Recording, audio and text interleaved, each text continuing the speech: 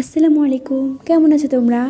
যেহেতু এখন ডিসেম্বর চলে আর প্রত্যেকেরই পরীক্ষা শেষ, তোমাদের মতো আমারও পরীক্ষা শেষ। আর এখন হলো চিল করার টাইম। ডিসেম্বরের আনন্দ উপভোগ করতে করতে পড়াশোনাকে একদমই ভুলে যাওয়া যাবে না। একটু একটু করেও পড়াশোনা করতে হবে। তো আর কি, আজকে পুরো দিনে একদমই পড়াশোনা হয় নাই। তো আর কি, এখন কেমিস্ট্রি নিয়ে বসলাম। কেমিস্ট্রি আগে আমার থেকে কঠিন লাগতো, এখন মোটামুটি ভালোই লাগে। তোমাকে নিয়মিত প্রত্যেক সাবজেক্টের প্র্যাকটিস রাখতে হবে, তাহলে তোমার কেমিস্ট্রি যে কোনো সাবজেক্টই ভালো হবে। আর এটা ছিল আমার সুন্দর নাস্তা, একটা রুটি এবং কিছু ভেজিটেবল, ডিম ভাজি, এটাই।